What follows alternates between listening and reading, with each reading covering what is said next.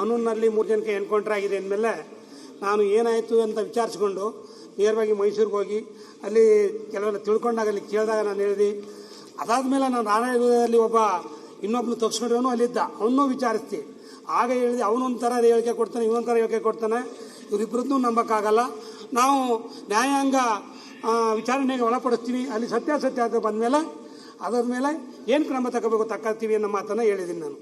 ಹಾಗಂದ್ಬಿಟ್ಟಿಗೆ ಇಬ್ಬರೂ ಅಲ್ಲಿ ಹೇಳಿಕೆನೂ ಅದೇ ರೀತಿ ಬಂದದ್ದು. ಆಗತ್ತ ಅವ್ರು ಹೆಂಡತಿ ಅಸಮೇಶಕ್ಕೆ ಹೋಗಿದ್ದ ಅಂತಂದರೆ 5 ಗಂಟೆನಾಗ ಅಸಮೇಶಕ್ಕೆ ಹೋಗ್ತಾರೆ ಅಧ್ಯಕ್ಷರೇ. ಎಲ್ಲನೂ ತಿಳ್ಕೋಬೇಕಾಗ್ತದೆ ನಾವು. ಆಚೆಗೆ ಆ ಹೇಳಿಕೆ ಕೊಟ್ಟಿರೋದು ಇರಲಿ ಹಂಗೆಲ್ಲ ನೀವು ಹೇಳಿದ್ರೆ ಆಗಲ್ಲ. ಕಾಡ್ನೊಳಕ್ಕೆ 5 ಗಂಟೆ 10 ರಾತ್ರಿನಾಗ ಅದು ಅಭಯಾರಣ್ಯ. ಅದು ಅಭಯಾರಣ್ಯ ರೀ.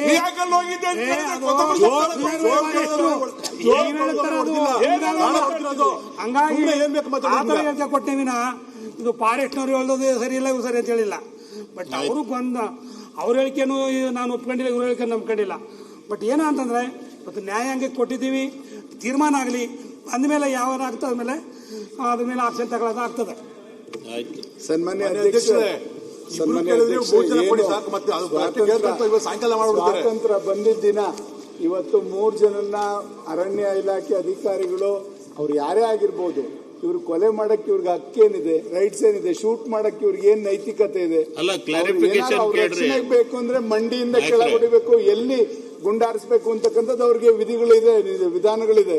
ಅದನ್ನ ಬಿಟ್ಟು ಇವರು ಅವ್ರಿಗೆ ಏಕಾಏಕಿ ಫೈರ್ ಅವ್ರ ಎದೆಗೆ ಹೋಗೋ ಅಂತ ರೀತಿಯಲ್ಲಿ ನಾಟ ರೀತಿಯಲ್ಲಿ ಪಾಯಿಂಟ್ ಬ್ಲಾಂಕ್ ಅಲ್ಲಿ ಹತ್ರದಿಂದ ಫೈರ್ ಮಾಡಿದ್ದಾರೆ ಅಂತಕ್ಕಂಥದ್ದು ಸಂಶಯ ಇದೆ. ಆಮೇಲೆ 4ನೇ ವ್ಯಕ್ತಿ ಯಾರವನು ಮಹಿಮಾ ದಾಸ್ ಅಂತಕ್ಕಂಥವನು ಹಾಸ್ಪಿಟಲ್ ಇದ್ದವನು ಎಲ್ಲಿಗೆ ಹೋದ ಅಂತಕ್ಕಂಥದ್ದು ಒಂದು ನಮ್ಗೆಲ್ಲರಿಗೂ ಕೂಡ ಅನುಮಾನ ಇದೆ. ಆತ ಅಲ್ಲಿದ್ದಿದ್ರೆ ಎಲ್ಲ ನ್ಯಾಯ ಇರ್ತಕ್ಕಂಥ ವಾಸ್ತುಸ್ಥಿತಿ ಹೇಳ್ತಿದ್ದ ಅಂತಕ್ಕಂಥದ್ದನ್ನ ಮರೆಮಾಚಲಿಕ್ಕೆ ಏನಾರು ಅರಣ್ಯ ಇಲಾಖೆಯವರು ಅವನ್ನೆಲ್ಲರೂ ಬೇರೆ ಕಡೆ ಇಟ್ಟಿದ್ದಾರೆ ಅಂತಕ್ಕಂಥ ಸಂಶಯ ನಮ್ಮೆಲ್ಲರಿಗೂ ಕೂಡ ಮೂಡಿದೆ. ಖಂಡಿತ ಈ ರೀತಿ ಜನಗಳ ಮೇಲೆ ಯಾವುದೇ ಒಬ್ಬ ವ್ಯಕ್ತಿ ಆಗ್ಬೋದು, ಅವನು ಕ್ರಿಮಿನಲ್ಲೇ ಆಗಿರ್ಲಿ, ಕೊಲೆಗಾರನೇ ಆಗಿರ್ಲಿ, ಅವನ್ನ ದಂಡಿಸ್ತಕ್ಕಂಥದಕ್ಕೆ ಕಾನೂನು ರೀತಿ ನ್ಯಾಯಾಲಯ ಇದೆ. ನ್ಯಾಯಾಲಯ ಕೊಟ್ಟಂತ ತೀರ್ಪಿಗೆ ಬದ್ಧವಾಗ್ಬೇಕು. ಬಿಟ್ರೆ ಇವ್ರು ಏಕಾಏಕಿ ಫಾರೆಸ್ಟ್ನವರು ಗುಂಡಾರಿಸ್ಲಿಕ್ಕೆ ಇವ್ರಿಗೆ ಯಾರ ಅಧಿಕಾರ ಕೊಟ್ಟವರು ದಯಮಾಡಿ ಇದನ್ನ ಒಳ್ಳೆಯ ರೀತಿಯಲ್ಲಿ ಇದು ತನಿಖೆ ಆಗಬೇಕು ಅಂತಕ್ಕಂಥ ಒತ್ತಾಯ ನಮಗಿದೆ. ಅಲ್ಲಿ ಪರಿಹಾರನೂ ಕೂಡ ಇವ್ರೇನು ಕೊಟ್ಟಿದ್ದಾರೆ ಸರ್ಕಾರ, 5 ಲಕ್ಷ ರೂಪಾಯಿ ಒಬ್ಬೊಬ್ಬರು ಜೀವಕ್ಕೆ 5 ಲಕ್ಷ ಬೆಲೆ ಕಟ್ತಿರಲ್ಲ ಬಾಲವರೇ, ಅದನ್ನು ಅದು ಗೊತ್ತಾಗಲ್ವಾ? ಒಂದು ಜೀವಕ್ಕೆ ಅವ್ರು ನಂಬ್ಕೊಂಡು ಎಷ್ಟು ಜನ ಇರ್ತಾರೆ ಎಲ್ಲದೂ ಕೂಡ. ಈ ತರ ಆದಂತ ಘಟನೆಗೆ ಯಾವ ರೀತಿ ಅವ್ರ ಕುಟುಂಬಕ್ಕೆ ರಕ್ಷಣೆಗೆ ನಿಂತ್ಕೋಬೇಕು ಅದೆಲ್ಲದನ್ನು ಕೂಡ ತನಿಖೆ ಆಗಿ ಅವ್ರಿಗೆಲ್ಲರಿಗೂ ಕೂಡ ರಕ್ಷಣೆ ಕೊಡಬೇಕು ಆ ಕುಟುಂಬಕ್ಕೆ ಅಂತ ಒತ್ತಾಯನ ಸರ್ಕಾರನ ಮಾಡ್ಲಿಕ್ಕೆ ಬಯಸ್ತೇನೆ. ಮಾನ್ಯ ಅಧ್ಯಕ್ಷರೇ, ಈಗಾಗಲೇ ಮಾನ್ಯ ಸಚಿವರು ಸ್ಟೇಟ್ಮೆಂಟ್ ಮಾಡೋದು, ದೇಶ ಸ್ವಾತಂತ್ರ್ಯೋತ್ಸವ ಆಚರಿಸುವಾಗ 3 ಜನರ ಕಗ್ಗೊಲೆ ಸರ್ಕಾರದ ಅಧಿಕಾರಿಗಳ ಕಡೆಯಿಂದ ಆಗಿದೆ, ಸರ್ಕಾರದ ನೌಕರರ ಕಡೆಯಿಂದ ಆಗಿದೆ. ಇದು ನಿಜವಾಗ್ಲೂ ಕೂಡ ಕರ್ನಾಟಕ ರಾಜ್ಯ ಸರ್ಕಾರ ತಲೆ ತಗ್ಗಿಸುವಂತ ಕೆಲಸ.